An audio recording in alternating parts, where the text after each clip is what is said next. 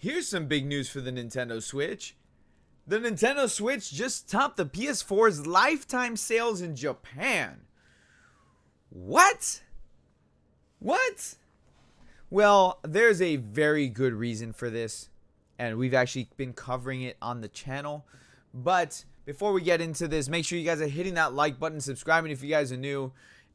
Show the support to the channel because it helps me greatly that you guys are enjoying the content, and it lets me know that you guys are enjoying the content as well.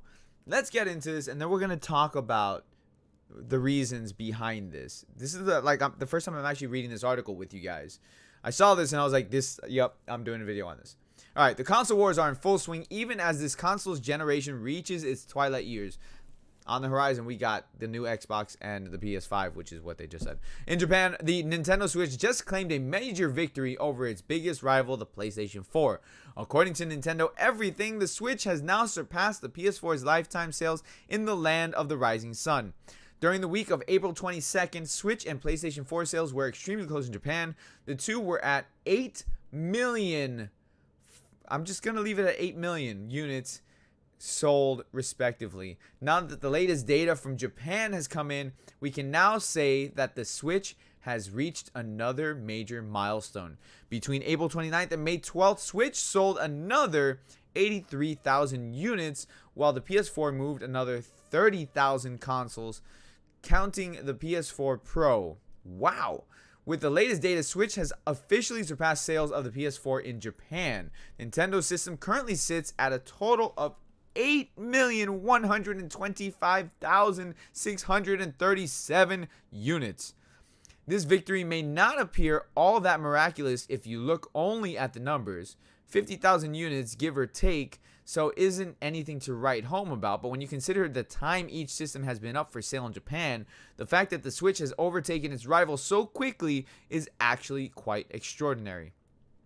The PS4 released in Japan on February 22nd, 2014. The Nintendo Switch was released just over 3 years later on March 3rd, 2017. It managed to eclipse the PS4 in just under 2 years.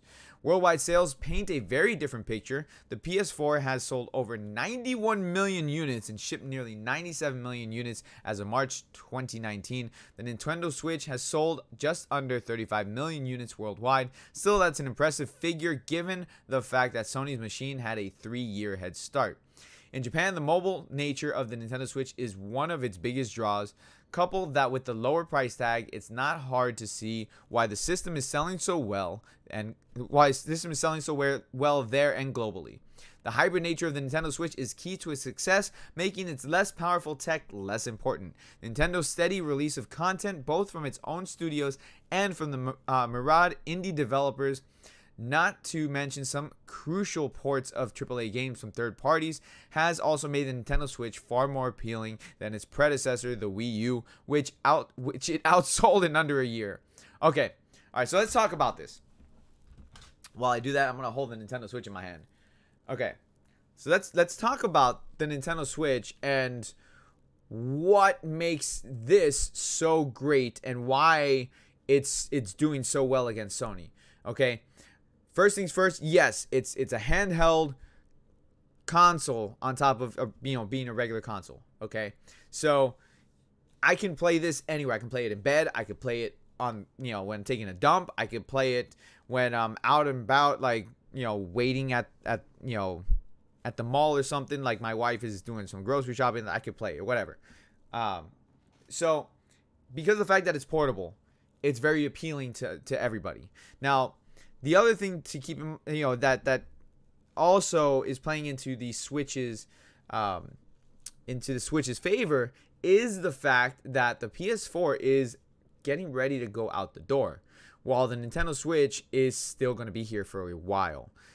You're talking about a system that's only been around for 3 years, and when you think about that, I'm going to put it down now. When you think about that, that's a lot to take in because the PS5 is right around the corner. We're speculating that we'll get to see the PS5 in stores by next year, where the Nintendo Switch is going to have revisions done.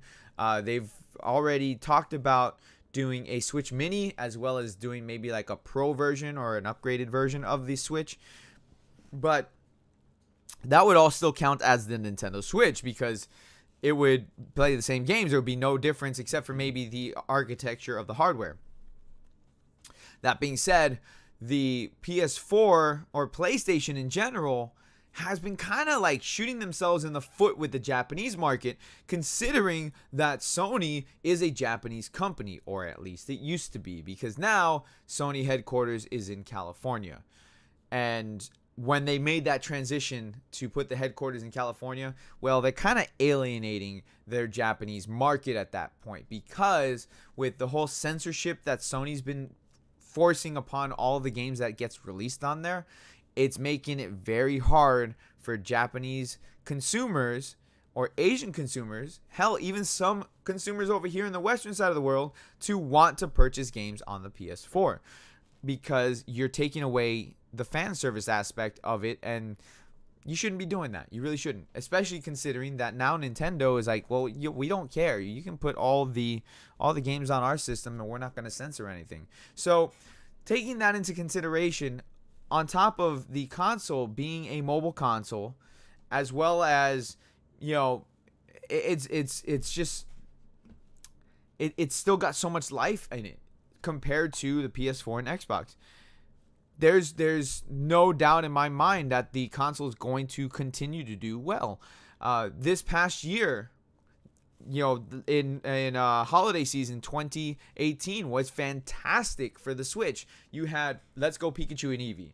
You had Super Smash Bros. Ultimate drop. Right there, those two games, phenomenal for the system, because a lot of people bought Switches for the first time with those games.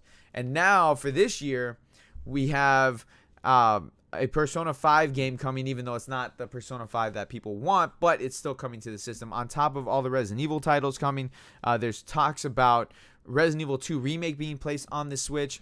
The fact that Mortal Kombat 11 released on the Switch. I mean, all of that is a win for the console. That is a win for Nintendo, and I can't wait to see where it goes from there. In all honesty, I've been buying games more on the Switch lately than I have on my PS4. And granted, most of them have been digital, but even when companies send me review copies of games and they ask what system I want, if they give me the option PS4 or Switch, I ask for the Switch. I tell them, send me the Switch version, because I know that that's not going to be the censored version, number one. Number two, I can play it wherever I want, even when I'm making number two. So in my opinion, it just, all of that makes the Switch that much better to play. Like, I don't have to be hunkered down to one area if I want to play a game. And not to knock on the PS4 or anything, because I love my PS4 and I love the games that I play on it. You know, it's just that if I want to play my PS4 in my room, I gotta unhook everything. I gotta take it to my room and go play it in my bedroom while I'm laying in bed. If I want to play this in my living room, I gotta unhook everything, take it to my living room. If I want to play it here and record a video or do a live stream, I gotta unhook everything and drag it over here. You know, yeah, I could solve that issue and get another PS4, but that's not the point. The point is that I can't just carry this around. Where the Switch, I could essentially get another dock and keep one dock here in you know, my gaming room, and keep a dock out in the living room. And then if I want to play in the living room, I just pull it out, put it into the dock, and I'm good. I don't have to worry about unhooking a whole bunch of stuff. I just leave the dock plugged in, and I'm good to go. I don't have to worry about it.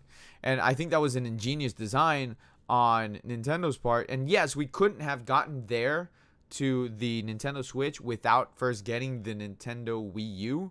So people don't, or not that they don't realize it, they seem to forget that we needed the Wii U to happen. As bad as that system was, we needed that system to happen so we could have this beautiful system that we have for the Nintendo Switch.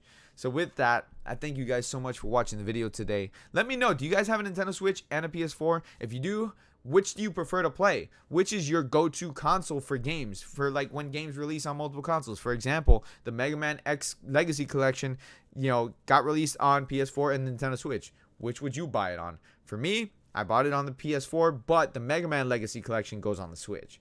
So Let me know what you guys think down in the comment section below. I want to hear your thoughts and opinions on it. Make sure you're hitting the like button, subscribing if you guys are new. I will catch you all in the next video. Thank you so much for watching today. I do appreciate it. Peace out, guys.